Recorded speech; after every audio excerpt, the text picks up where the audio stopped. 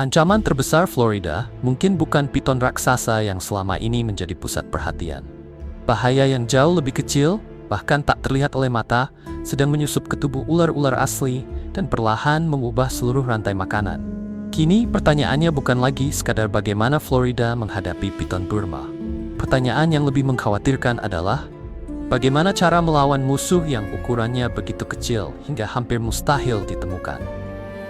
Mari kita telusuri kisahnya. 1. Musuh dari dalam.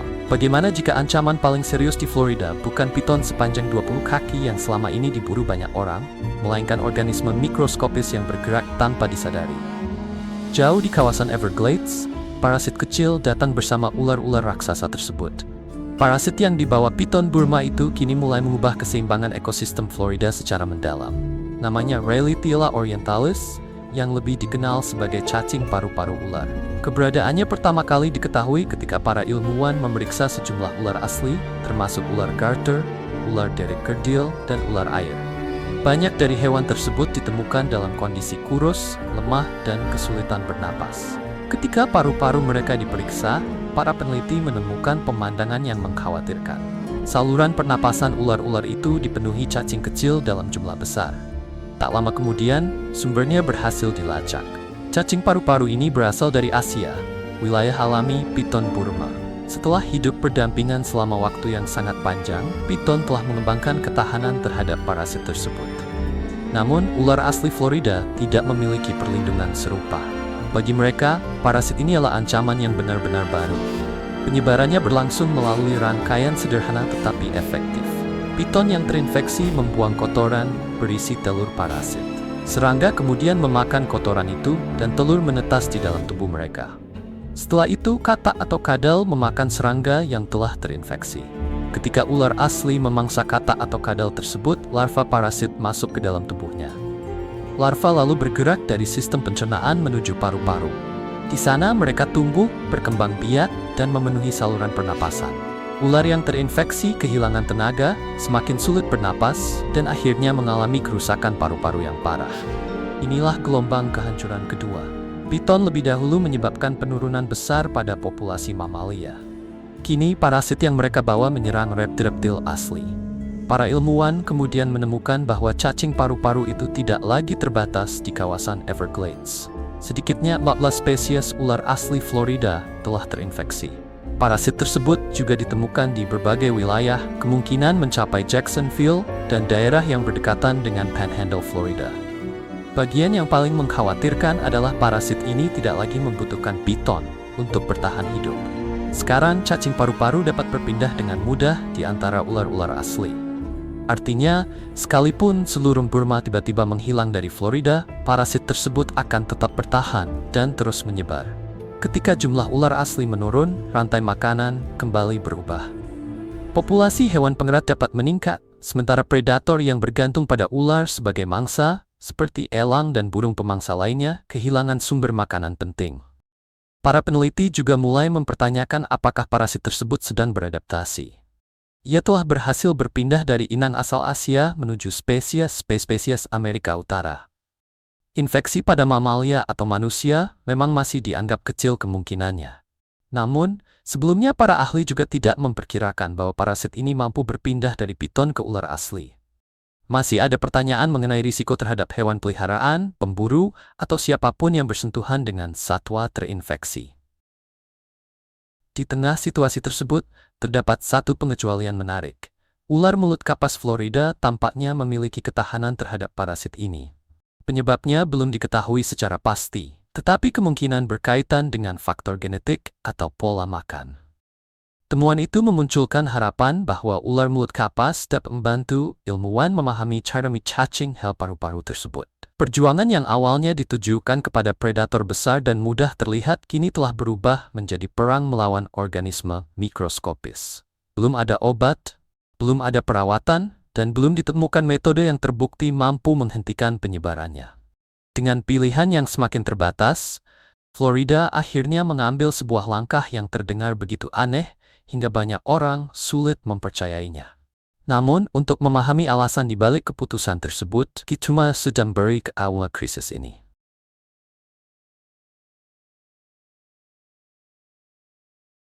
2. Kesalahan besar Florida. Jauh sebelum perubahan besar mulai terasa, Everglades merupakan salah satu sistem alam paling berharga di Amerika Serikat. Wilayah ini bukan sekadar rawa. Everglades adalah sungai rerumputan yang bergerak perlahan, membentang di lahan seluas lebih dari 1,5 juta ekar.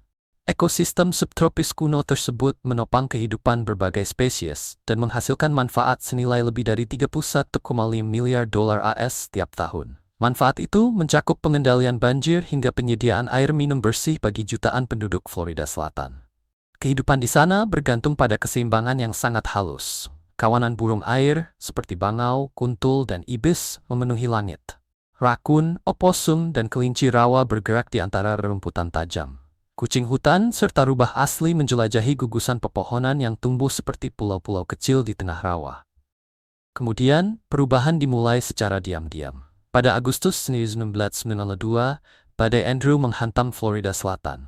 Badai kategori 5 itu membawa angin dengan kecepatan lebih dari 105 mil per jam dan merusak sebuah fasilitas pengembangbiakan reptil di dekat Miami. Setelah badai berlalu, sejumlah piton Burma asal Asia Tenggara dilaporkan telah lolos ke wilayah lahan basah. Jumlah pastinya tidak pernah diketahui. Pada saat yang hampir bersamaan, masalah lain berkembang secara perlahan. Sepanjang dekade 1980-an dan 1950-an, piton Burma menjadi hewan peliharaan eksotis yang populer. Beberapa bahkan dijual dengan harga sekitar $10. Namun, ular-ular itu tumbuh jauh lebih besar daripada yang dibayangkan para pemiliknya. Sebagian mencapai panjang lebih dari 20 kaki dan berat melampaui 200 pon. Ketika tidak lagi sanggup merawatnya, sejumlah pemilik melepaskan piton mereka di sekitar perbatasan Everglades. Tanpa disadari, tindakan tersebut ikut memperbesar bencana ekologis yang sedang terbentuk. Sebagian peneliti berpendapat bahwa kisah ini mungkin belum menjelaskan seluruh kejadian. Mereka menduga badai tersebut merusak fasilitas pengembangbiakan yang jauh lebih besar dan tidak diawasi dengan baik, sehingga jumlah ular yang terlepas mungkin jauh melampaui laporan resmi. Selama bertahun-tahun, kemunculan piton dianggap sebagai kejadian langka, bukan keadaan darurat. Sementara manusia belum menyadari bahayanya, ular-ular tersebut berkembang dengan cepat. Suhu hangat, kelembapan tinggi, perairan dangkal, dan mangsa melimpah menjadi Everglades habitat yang hampir sempurna. Satwa asli Florida juga tidak memiliki pengalaman menghadapi predator seperti mereka. Piton Burma memiliki hampir seluruh kemampuan yang dibutuhkan untuk menjadi pemburu dominan. Warna tubuhnya menyatu dengan lingkungan. Mereka mampu bertahan di bawah air dalam waktu lama. Di sepanjang rahangnya terdapat organ pendeteksi panas yang membantu mereka menemukan mamalia dalam kegelapan. Kemampuan berkembang biaknya membuat masalah semakin besar. Seekor betina dapat menghasilkan hingga 100 telur dalam 1 kali reproduksi. Perkiraan terbaru menunjukkan bahwa sekitar 100.000 hingga lebih dari 300 new piton kini hidup di Florida Selatan. Kawasan yang dahulu dipenuhi suara dan pergerakan satwa perlahan berubah menjadi sunyi. Sebuah penelitian pada 2012 memperlihatkan penurunan mamalia asli yang sangat drastis. Di daerah dengan serangan terberat, populasi rakun turun 99,3%. Oposum menurun 98,9%, sementara kucing hutan berkurang 27,5%. Beberapa populasi nyaris lenyap sepenuhnya. Orang-orang yang bekerja di Everglades menggambarkan perjalanan panjang tanpa melihat satupun satwa liar. Mamalia kecil yang dahulu menopang seluruh jaringan makanan hampir menghilang.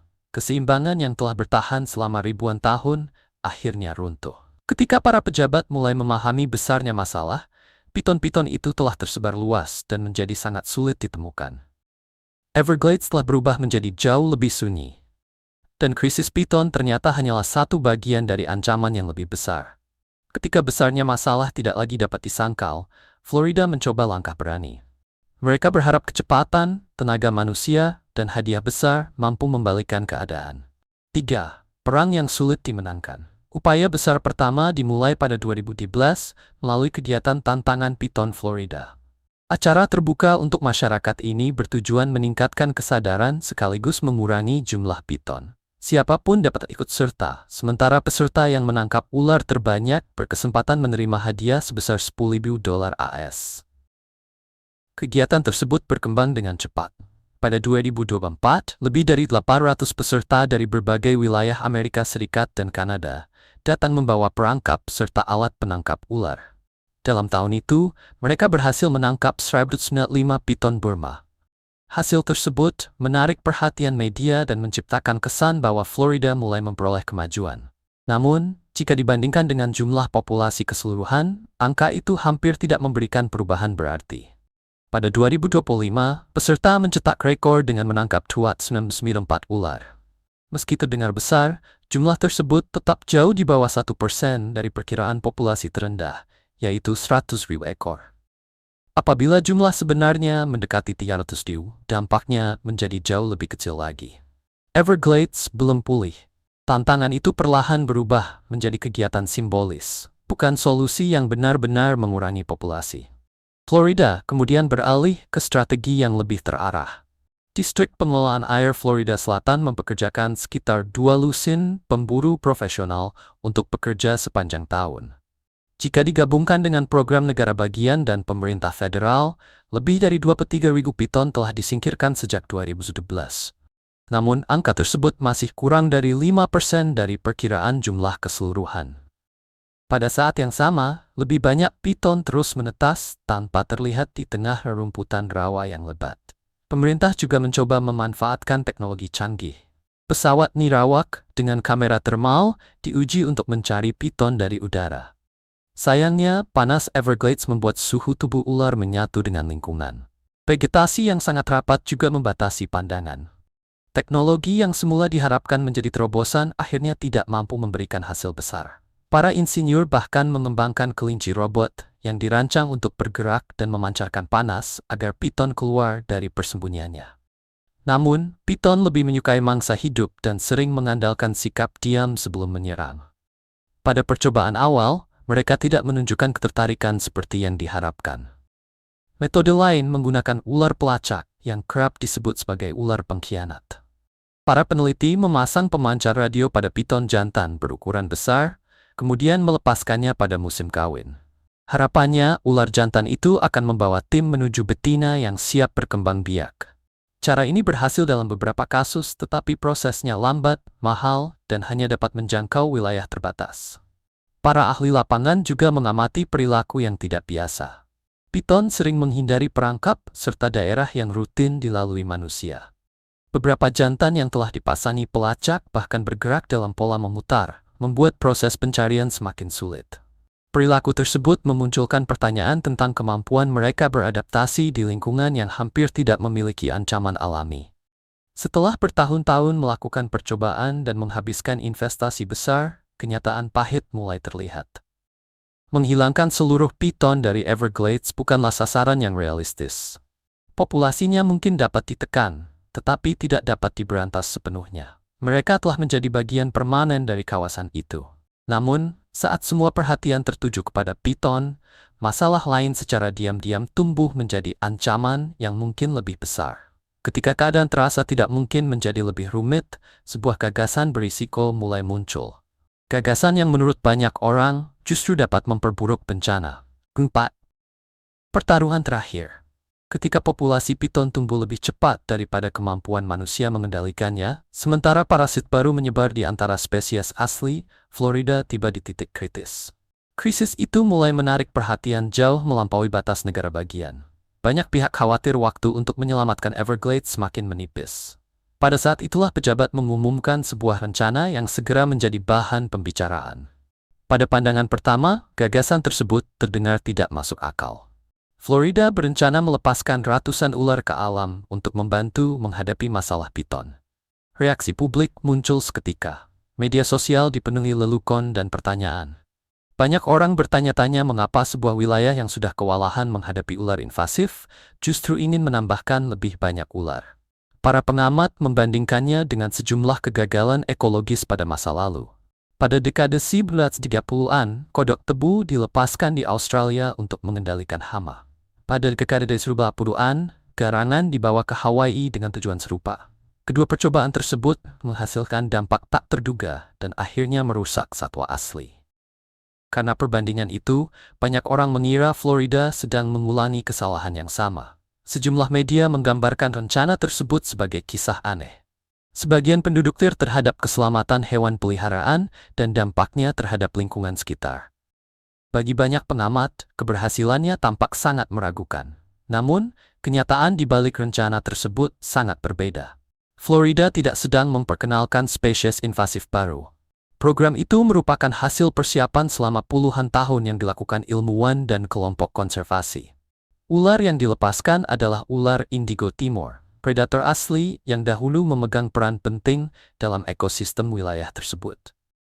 Ular indigo timur kerap dijuluki penguasa hutan. Ia merupakan ular asli terpanjang di Amerika Utara dan dapat tumbuh hingga 9 kaki. Sisiknya berwarna hitam kebiruan yang berkilau ketika terkena sinar matahari, sementara bagian bawah dagunya memiliki warna jingga kemerahan. Namun penampilannya bukan alasan utama ular ini dianggap istimewa. Ular indigo merupakan pemangsa alami ular lain. Ia tahan terhadap bisa ular derrick, ular mulut kapas, dan ular kepala tembaga. Alih-alih melilit mangsanya, ular indigo menggunakan rahang yang kuat untuk menekan, menguasai, lalu menelannya. Di habitat alaminya, ia termasuk salah satu predator darat paling dominan.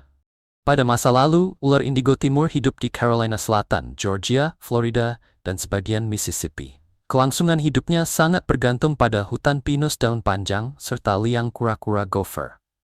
Hutan pinus daun panjang dahulu menutupi hampir 90 juta ekar wilayah tenggara Amerika Serikat. Namun, penebangan, pembangunan, dan berkurangnya kebakaran alami menyebabkan sebagian besar habitat tersebut menghilang. Kura-kura gopher menyediakan unsur penting berikutnya. Liangnya yang dalam melindungi ular indigo dari perubahan suhu dan kebakaran. Lebih dari 300 spesies menggunakan liang tersebut, menjadikan kura-kura gopher salah satu penopang utama ekosistem. Ketika hutan pinus menyusut dan jumlah kura-kura menurun, populasi ular indigo ikut runtuh. Selama masa depresi besar, kura-kura gopher sering ditangkap untuk dijadikan makanan. Ular yang ditemukan di dalam liang mereka juga kerap dibunuh. Pada 1978, ular indigo timur resmi dimasukkan ke dalam daftar spesies terancam. Saat itu, spesies tersebut terlengkit di Alabama dan Florida Utara. Karena itu, pelepasan ular indigo bukan tindak non-terlajur. Program tersebut merupakan proyek pemulihan yang dirancang secara hati-hati. Selama puluhan tahun, lembaga pemerintah dan organisasi konservasi mengembangbiakkan ular indigo dalam penangkaran, memulihkan hutan pinus daun panjang, serta melindungi kura-kura gopher. Rencana yang dianggap aneh oleh masyarakat sebenarnya merupakan hasil perencanaan ilmiah jangka panjang. Tujuannya bukan menciptakan predator baru, melainkan mengembalikan predator asli ke tempat yang sejak dahulu menjadi bagian dari wilayah hidupnya. Gagasan baru.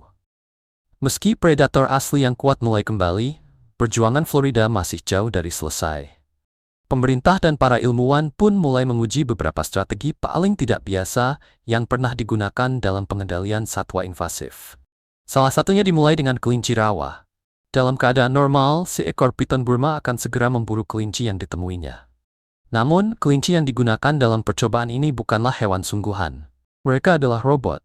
Kelinci robot tersebut dikembangkan oleh Distrik Pengelolaan Air Florida Selatan untuk memancing ular besar keluar dari persembunyian, sehingga dampaknya terhadap satwa asli dapat dikurangi. Menangkap piton sebenarnya bukan bagian tersulit. Tantangan utamanya adalah menemukan mereka. Di alam liar, warna dan pola tubuh piton menyatu begitu sempurna dengan lingkungan, hingga hanya sebagian kecil yang berhasil terlihat. Karena itulah, peneliti berharap penggunaan umpan dapat memberi mereka keunggulan. Sebanyak 120 kelinci robot dilepaskan pada musim panas untuk menjalani pengujian. Sebelumnya, hewan hidup pernah digunakan sebagai umpan. Namun, biaya perawatan yang mahal dan kesulitan pengelolaan membuat robot dianggap sebagai pilihan yang lebih baik. Perangkat tersebut bekerja seperti mainan dengan teknologi tingkat lanjut. Kelinci robot memancarkan panas dan bergerak menyerupai kelinci asli. Dua unsur ini penting karena piton mencari tanda-tanda mangsa hidup. Robot menggunakan tenaga surya, dapat dikendalikan dari jarak jauh, dan ditempatkan dalam kandang yang terus diawasi. Ketika seekor piton mendekat, sistem mengirimkan peringatan kepada petugas yang kemudian datang untuk menangkap dan menyingkirkannya. Setiap perangkat menghabiskan biaya sekitar $4.000 AS yang ditanggung oleh Distrik Pengelolaan Air.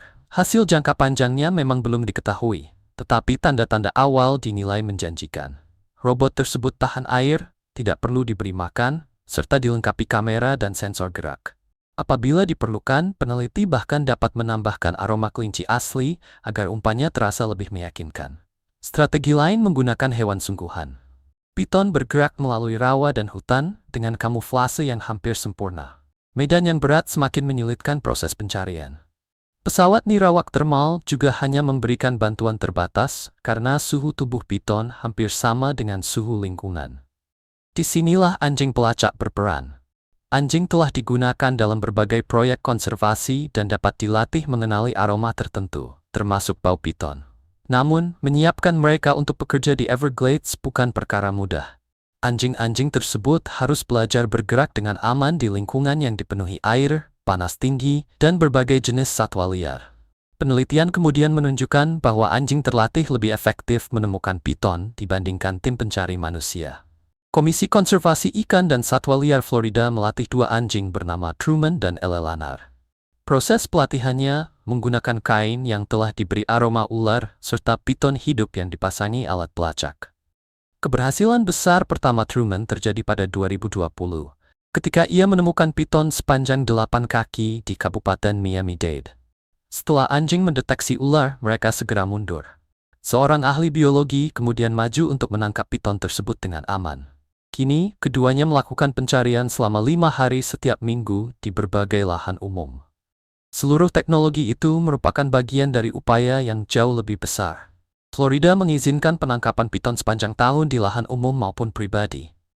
Tantangan Piton Florida yang diadakan setiap tahun juga terus melibatkan harkat melalui hadiah bagi peserta yang berhasil menangkap ular. 6 Perang 3 arah. Ketika banyak orang memperdebatkan rencana menggunakan satu ular untuk menghadapi ular lainnya, peristiwa berbeda sedang terjadi jauh di dalam rawa. Di cagar nasional Big Cypress, para peneliti melacak seekor piton jantan bernama Loki. Piton tersebut memiliki panjang 13 kaki dan berat 52 pon. Tubuhnya dipasangi pelacak untuk membantu penelitian mengenai perilaku berkembang biak. Pada suatu pagi di bulan Desember, tim memeriksa sinyal Loki dan mengira mereka akan menemukan pembaruan rutin. Sebaliknya, mereka menemukan ular besar itu tidak bergerak di atas rerumputan. Kepalanya telah dikunyah dan sebagian tubuhnya tertutup jarum-jarum daun pinus. Rekaman kamera pengawas akhirnya mengungkap pelakunya. Seekor kucing hutan asli dengan berat sekitar 25 pon telah menyerang dan membunuh piton raksasa tersebut. Para ahli menyebutnya sebagai kasus pertama yang diketahui ketika seekor kucing hutan membunuh dan memakan piton Burma dewasa yang beratnya lebih dari 2 kali lipat tubuhnya sendiri. Selama bertahun-tahun, piton mendominasi wilayah tersebut. Namun kali ini, salah satu predator asli Florida berhasil menundukkan ancaman yang sebelumnya dianggap hampir tidak memiliki lawan. Sebagian peneliti menduga cuaca dingin memperlambat gerakan Loki, sehingga membuatnya lebih mudah diserang. Meski begitu, kejadian tersebut memunculkan pertanyaan baru. Laporan lain mulai bermunculan dari berbagai wilayah Florida. Buaya terlihat menyergap piton yang berukuran lebih kecil. Puma Florida juga dilaporkan berhadapan dengan ular-ular tersebut. Pengamatan ini membuat ilmuwan bertanya-tanya apakah predator asli mulai mempelajari strategi baru. Ada kemungkinan hewan-hewan tersebut beradaptasi melalui pengalaman berulang, lalu mewariskan atau mengajarkan perilaku yang berhasil kepada generasi lebih muda. Seorang ahli biologi bahkan menyebut kejadian tersebut sebagai kemenangan bagi spesies asli. Namun, perubahan alami berlangsung perlahan. Satu ekor kucing hutan tidak akan mampu membalikkan pertumbuhan populasi piton selama puluhan tahun. Ribuan ular lain masih menetas tanpa diketahui.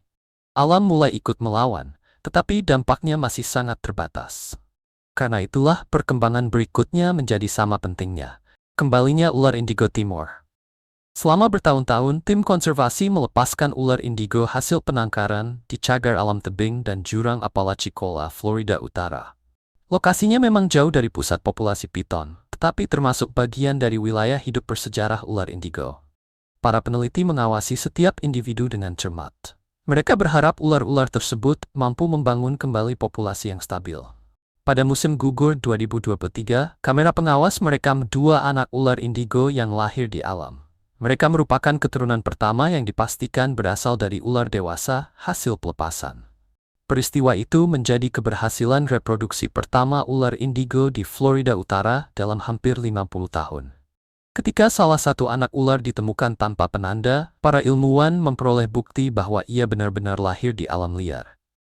Spesies tersebut tidak hanya bertahan hidup, ia mulai membangun kembali populasinya. Sepanjang 2024 dan 2025, penampakan terus dilaporkan. Seekor jantan sehat sepanjang 6 kaki terekam bergerak melintasi semak belukar.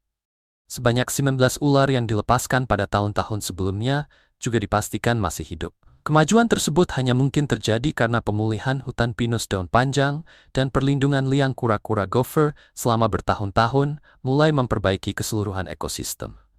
Namun, keberhasilan itu tidak berarti ular indigo akan memberantas piton. Populasi indigo berada jauh di utara, sedangkan piton masih terkonsentrasi di Everglades. Hingga kini, keduanya belum benar-benar bertemu di alam liar. Makna yang lebih penting adalah predator asli mulai menunjukkan kemampuan beradaptasi, sementara program konservasi jangka panjang akhirnya memberikan hasil nyata. Selama puluhan tahun, kisah Everglades dipenuhi kegagalan, kerusakan, dan solusi yang tidak berhasil. Namun, kemajuan ternyata datang melalui pemulihan bentang alam dan pengembalian spesies asli ke tempat semestinya. Masalah piton masih sangat serius. Ancaman cacing paru-paru juga terus meluas. Meski demikian, perkembangan terbaru di RAW memperlihatkan sesuatu yang telah lama hilang dari kisah ini, daya tahan dan harapan. Ketika perubahan mengejutkan itu mulai terlihat, para ilmuwan memperluas strategi mereka lebih jauh lagi. Serangan dari berbagai arah, kelinci robot dan pelepasan ular indigo hanyalah dua bagian dari program yang jauh lebih luas. Dalam beberapa tahun mendatang, para peneliti berencana menggabungkan berbagai metode sekaligus. Penggunaan anjing terlatih yang mampu menemukan piton melalui aroma akan diperluas. Para ilmuwan juga mulai menjajaki teknik genetika yang dapat membantu melacak dan menekan populasi piton dengan lebih efektif. Keterlibatan masyarakat tetap memegang peran penting. Pendidikan serta kepemilikan hewan peliharaan yang bertanggung jawab dapat membantu mencegah munculnya invasi baru sebelum semuanya terlambat. Jika seluruh pendekatan itu digabungkan, mulai dari teknologi canggih hingga pemulihan spesies asli, terlihat bahwa para ilmuwan tidak lagi mencari satu solusi tunggal. Mereka kini bergerak dari berbagai arah untuk menemukan strategi yang realistis, berkelanjutan,